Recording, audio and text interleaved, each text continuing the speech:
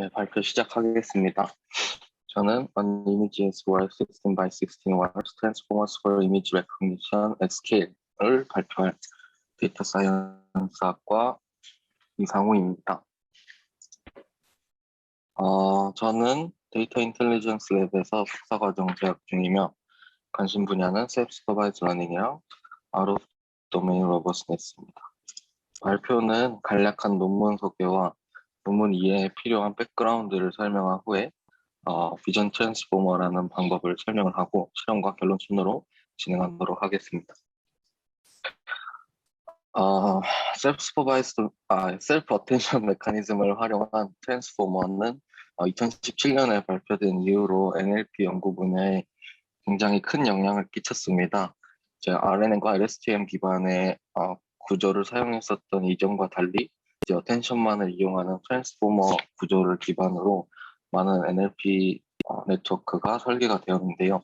아래 그림을 보면 2020년에 이르기까지 트랜스포머에 관련된 키워드에 대한 관심이 상당히 급증한 것을 보실 수 있습니다. 반면에 이제 컴퓨터 비전 분야에서는 여전히 CNN 아키텍처를 사용하는 것이 지배적인데요. 본 논문에서는 이 스탠다드 트랜스포머를 직접적으로 이미지에 적용하는 방법을 제안했습니다. 그 크기가 큰 데이터셋에 대해서 학습을 하면은 이제 CNN 기반의 스테이트 오브 디 아트와 견줄 만한 성능을 보이는 것을 입증을 했습니다. 이 논문의 방법론 자체는 되게 간단한데 트랜스포머라는 모델과 그것의 중요한 요소인 이 셀프 어텐션 메커니즘에 대한 이해가 필수적으로 선행되어야 됩니다. 따라서 본 논문의 방법론을 설명하기 전에 어텐션 메커니즘이란 무엇이고 트랜스포머는 또 어떻게 동작하는지에 대해 살펴보도록 하겠습니다. 어텐션 메커니즘은 머신 트랜슬레이션 같은 분야에서 많이 사용되는 이 시퀀스 투 시퀀스 모델에서 처음 출연했습니다. 기존에는 이런 I love you라는 입력 시퀀스를 받아서 컨텍스트 벡터를 추출을 하고 이 컨텍스트 벡터로부터 하나씩 디코딩을 해나가는 방식이었습니다. 근데 이런 방식은 시퀀스 길이가 길어짐에 따라서 이 컨텍스트 벡터의 입력 시퀀스의 정보를 효과적으로 담아내기가 어렵다는 단점이 있습니다. 그래서 이 어텐션이라는 것은 이 디코더가 특정 타임 스텝의 예측을 수행할 때 인코더의 각 출력을 중요도에 따라서 반영을 해주자라는 메커니즘입니다. 이 예시에서 보면 디코더의 첫 번째 히든 스테이트인 S0와 인코더의 모든 히든 스테이트 간의 유사도를 계산을 해서 이를 각 히든 스테이트와 각 히든 스테이트의 중요도를 측정을 하고 이 중요도를 바탕으로 각 히든 스테이트를 웨이티드 썸해서 반영을 해서 이 나는이라는 출력 값을 얻게 됩니다. 예를 들면은 이제 처음 히든 스테이트에서 처음 디코딩 되어야 되는 정보에는 이 입력 시퀀스의 각 히든 스테이트 중에서 이 i라는 히든 스테이트가 중요하게 작용을 할 것입니다. 따라서 이제 H1은 많이, H2와 H3는 그에 비해 적게 반영해서 이 출력 값을 내게 되는 것이 어텐션 메커니즘입니다. 이 어텐션 메커니즘을 좀 더 일반화된 개념으로 설명을 하자면 쿼리, 키, 밸류라는 개념을 통해서 설명할 수 있습니다. 쿼리는 어떤 주체가 되는 대상이고요. 키는 쿼리와의 연관성 혹은 중요도를 측정할 대상입니다. 밸류는 이 측정된 중요도만큼 반영을 할 대상입니다. 그래서 앞에 예시에 대입을 해보자면은 디코더의 특정 히든 스테이트 S0에 대한 인코더의 각 히든 스테이트의 중요도를 측정을 해서 각 히든 스테이트를 이 중요도에 따라서 반영을 했는데요. 이 쿼리는 이 디코더의 특정 히든 스테이트 S0가 될 거고 키는 이 S0와 연관성을 측정할 H1, H2, H3가 되고 밸류도 마찬가지로 H1, H2, H3가 되게 됩니다. 트랜스포머는 RNN과 LSTM을 사용하지 않고 이 인코더와 디코더를 어텐션 과정의 반복으로 구성했습니다. 이를 통해서 좋은 성능을 달성했을 뿐만 아니라 리커런트 커넥션을 제거함으로써 병렬적으로 연산이 가능해져서 이제 이후에 버트나 GPT 같은 이제 대부분의 NLP 모델은 이 트랜스포머 구조를 기반으로 설계가 되었습니다. 트랜스포머를 구성하는 요소는 여러 가지가 있는데 오늘 오늘 발표하는 논문을 이해하는 데 필요한 이 셀프 어텐션 개념과 멀티 헤드 어텐션에 대해서 설명하도록 하겠습니다. 먼저 셀프 어텐션은 아까 설명드린 그 쿼리 키 밸류를 모두 동일한 소스에서 된다는 특징 때문에 이 셀프라는 말이 붙었습니다. 앞에 예시에서는 인코더와 디코더 간의 관계에 관심이 있었다면 셀프 어텐션은 이 입력 데이터 내의 관계를 바탕으로 특징을 추출하는 데 관심이 있습니다. 예를 들면 이 I love you라는 시퀀스에서 I와 love 혹은 love와 you 등 이 서로 간의 관계에 대해서 학습을 하고자 하는 것입니다. 이제 이 예시를 셀프 어텐션이 어떻게 적용되는지를 살펴보면은 이렇게 인풋 시퀀스가 있을 때 적절한 인베딩 과정을 통해서 이런 인풋 인베딩이 형성이 됩니다. 이러한 행렬로 표현이 될 텐데 이 입력 시퀀스로부터 쿼리 키 밸류를 만들기 위해서 서로 다른 웨이트 매트릭스를 곱해줍니다. 그러면 이제 동일한 크기의 쿼리, 키, 밸류라는 이제 세 가지 행렬이 생성이 될 텐데요. 각 행은 각 단어의 쿼리, 그럼 각 단어의 키, 밸류를 의미하게 됩니다. 그 후에 이 쿼리 매트릭스와 키 매트릭스를 곱해줌으로써 이런 3x3 행렬을 얻을 수가 있습니다. 이 행렬의 이 i번째 로우와 j번째 컬럼은 토큰 i에 대한 토큰 j의 중요도를 의미합니다. 어떤 연관성이라고도 볼 수 있겠죠. 그래서 이 빨간색으로 표시된 셀에는 이 love라는 토큰에 대한 u의 중요도라고 보시면 됩니다. 중요할수록 뭔가 값이 커지고 중요하지 않을수록 값이 낮아지게 되겠죠. 이런 행렬을 그 로우 방향으로 소프트맥스를 취한 후에 밸류 매트릭스에 곱해져서 이런 어텐션 결과를 얻을 수 있습니다.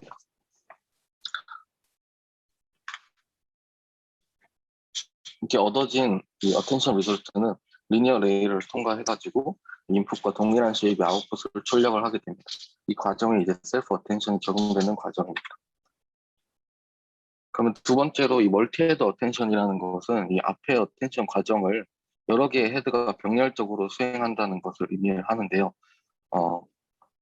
이 멀티 헤드를 사용한다는 것은 각 벡터를 여러 개의 레프레젠테이션 스페이스에서 표현한다는 것과 같은 의미이며 이것은 이제 여러 종류의 관계를 모델링하기 위해서 이렇게 멀티 헤드 어텐션을 사용을 합니다. 그래서 멀티 헤드 어텐션을 사용을 할 때 예시를 살펴보면은 아까랑 동일하지만 서로 다른 웨이트가 이제 H개만큼 있는 것을 확인할 수 있습니다. 이런 식으로 각각을 곱해주면은 쿼리 키 밸류가 각각 H개가 형성이 되는데요. 이때 이 앞에서는 이 쿼리와 키 밸류 이 디멘전을 똑같이 인베딩 디멘전과 같게 설정을 해줬다면 이 멀티헤드 어텐션에서는 이 인베딩 디멘전을 멀티헤드의 개수 H로 나눠준 것이 이 쿼리의 디멘전이 되겠습니다. 이렇게 해서 얻어진 각 헤드의 어텐션 통과시켜서 마찬가지로 인풋과 동일한 쉐입의 아웃풋을 출력하는 것이 멀티헤드 어텐션의 과정입니다. 이 트랜스포머에서는 이런 멀티헤드 어텐션과 피드 포워드 레이어를 결합을 블록을 구성하였고 이런 블록을 여러 개 쌓아서 인코더 혹은 디코더로 사용을 했습니다. 이 외에도 포지셔널 인코딩이나 마스크 디코딩 같은 기타 구성 요소는 오늘 이 논문을 이해하는 데는 불필요하기 때문에 자세한 내용은 이 어텐션에서 올린 이 논문을 참고해 주시면 되겠습니다. 이제 다시 논문의 내용으로 돌아와서 본 논문에서 제안하는 것은 방금 설명드린 이 트랜스포머 구조를 이미지 분류 태스크에 적용하는 비전 트랜스포머라는 모델입니다. 스탠다드 트랜스포머에서 입력으로 받는 것은 토큰 인베딩의 시퀀스였는데요. NLP 분야에서는 이 토큰을 워드나 서브워드를 의미하게 됩니다. 이것을 이제 컴퓨터 비전에 적용을 하기 위해서 저자는 토큰을 이미지의 각 패치라고 정리를 하고 이미지를 어떤 패치들의 시퀀스라고 해석을 했습니다. 이제 이 패치 시퀀스를 적절하게 인베딩해서 트랜스포머에 입력으로 넣게 되는데요.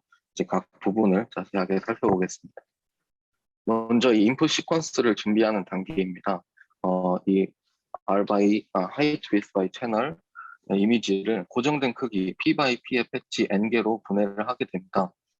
그러면 이 분해된 패치를 XPI라고 하면은 이렇게 총 N개의 패치가 구성이 될 텐데요. 각 패치는 이제 1D 텐서로 플래튼된 후에 B차원의 공간으로 리니어 프로젝션을 해주게 됩니다. 이 동일한 웨이트 매트릭스 E라는 것을 곱해줌으로써 B차원의 공간으로 프로젝션을 하게 되는데, 이 프로젝션 된 벡터들을 패치 임베딩이라고 부릅니다.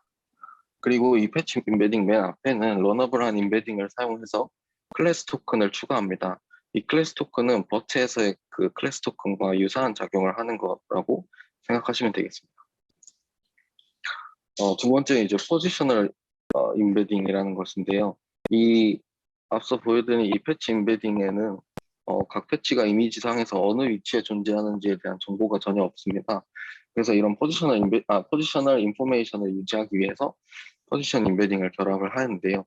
각 포지션에 해당하는 1D 임베딩을 학습을 통해 결정합니다. 여기서 이제 좀 더 복잡한 2D 임베딩을 사용을 할 수도 있는데, 저자는 2D 임베딩을 사용해도 성능이 더 좋아지지 않았기 때문에 좀 간단한 1D 임베딩을 사용을 했다라고 논문에 언급을 했습니다. 그래서 이제 앞서 구해진 이 패치 임베딩과 클래스 토큰 요 벡터에다가 이 포지션 임베딩을 더해서 인풋 시퀀스를 생성을 하게 됩니다.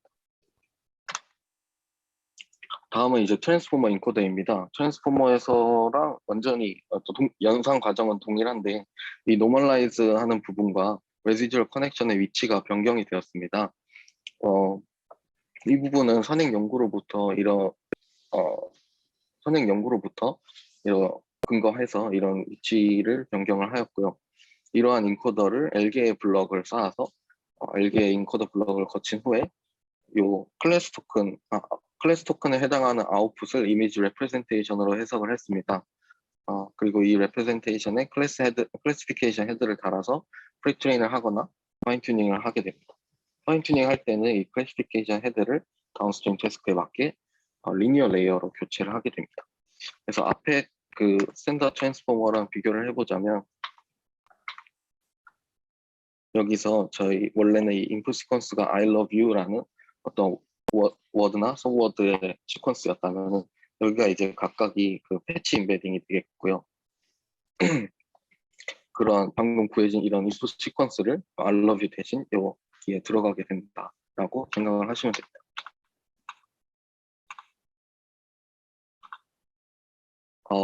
뿐만 아니라 이제 저자는 이 컨볼루션 뉴럴 네트워크랑 이 비전 트랜스포머를 결합한 형태의 하이브리드 아키텍처도 제안을 했는데요.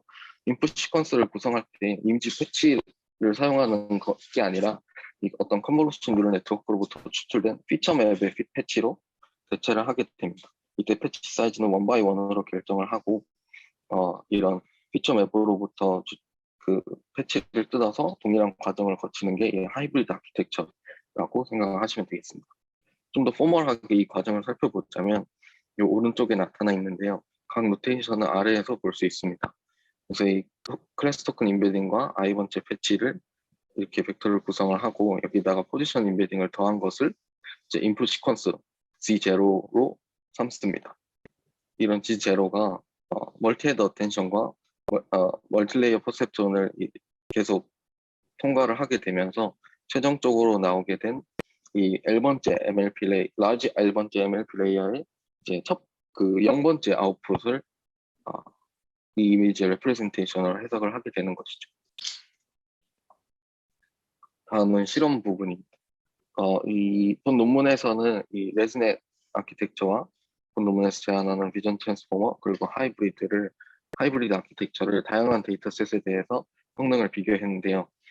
사용된 데이터셋은 여기 나와 있는 것과 같습니다. 저희가 평소에 알고 있던 이 이미지넷도 사용을 했는데, 총 100만여 장의 이미지와 1000개의 클래스로 구성이 되어 있고, 여기에서 좀 더 라지 스케일 버전인 이미지넷 21K 이런 데이터셋도 활용했고, 여기에는 1400만 개의 이미지와 2100개의 클래스로 구성되어 있습니다. 그리고 이것보다 더 크기가 큰 데이터셋인 JFT라는 이 구글 내부에서 사용한다고 알려져 있는 이런 데이터셋인데요. 여기에는 총 3억 개의 이미지가 있습니다. 이거 외에도 다른 벤치마크 데이터셋에 대해서도 성능을 검증을 했습니다. 그리고 모델 베리언트를 살펴보면 이 비전 트랜스포머의 파라미터에 따라서 이 세 가지의 베리언트가 있습니다. 이 테이블에는 자세한 이런 디테일들이 담겨 있으니까 참고를 하시면 되겠고, 레즈넷은 이제 빅 트랜스퍼라는 모델을 사용했는데요. 어, 그 크기가 큰 레즈넷을 슈퍼바이스 방식으로 트랜스퍼한 모델을 의미합니다. 첫 번째로 말씀드릴 실험은 스테이트 오브 디 아트와 비교를 한 실험입니다. 기존의 이 이미지 클래시피케이션에서 스테이트 오브 디 아트 성능을 보인 CNN 모델들과의 성능을 비교했는데, 이 대상이 되는 것은 방금 말씀드린 BIP와 노이지 스튜던트라는 이 large efficient 넷을 샘 슈퍼바이스 방식으로 트레이닝을 한 이런 모델을 비교를 했습니다. 각 모델은 JFT 데이터셋에 대해 프리트레인한 후에 각 데이터셋에 대한 트랜스퍼 러닝 성능을 비교를 했습니다. 결과를 보면 이 빨간색으로 표시된 부분에서 볼 수 있듯이 이 비전 트랜스포머가 상대적으로 적은 컴퓨테이셔널 리소스를 이용함에도 불구하고 이 소타 성능을 보여준 컨볼루션 뉴럴 네트워크 기반의 모델보다 우수한 성능을 보였습니다. 그리고 이 성능은 더 큰 그 비전 트랜스포머 모델을 사용할 경우 더 높은 성능을 보이는 것을 확인할 수가 있습니다. 두 번째 실험에 들어가기 앞서서 이 비전 트랜스포머는 인덕티브 바이어스가 CNN 베이스드 모델에 비해 적다라는 내용이 자주 언급이 되는데요. 이 인덕티브 바이어스랑 학습 시 보지 못한 새로운 데이터에 대해서 좋은 성능을 내기 위해 사용자가 사용하는 추가적인 가정이라고 생각하시면 됩니다. 예를 들면은 저희 컨볼루션 뉴럴 네트워크를 사용할 때 어떤 지역적인 정보가 데이터셋에 새로운 데이터에 대해서 좋은 성능을 내기 위해 도움이 될 거다라고 가정을 하게 됩니다. 그래서 이제 어떤 로컬한 피처들을 추출을 해가지고 이를 바탕으로 클래시피케이션을 한다든지 세그멘테이션을 한다든지 이렇게 되겠죠. 근데 이러한 가정이 좋은 성능을 내는데 어느 정도 도움이 되긴 하지만 반대로 이런 가정 때문에 글로벌한 영역에 대한 처리가 어렵다라는 단점이 있습니다. 그래서 이런 글로벌한 영역에 대한 처리 이런 한계를 극복하기 위해서 리셉티브 필드를 키우는 등의 연구가 이루어지고 있었죠. 비전 트랜스포머에서는 이러한 인덕티브 바이어스를 상대적으로 적게 사용합니다. 인덕티브 바이어스가 들어가는 부분은 포지셔널 인베딩과 이 이미지로부터 패치를 추출하는 이 두 가지밖에 없는데요.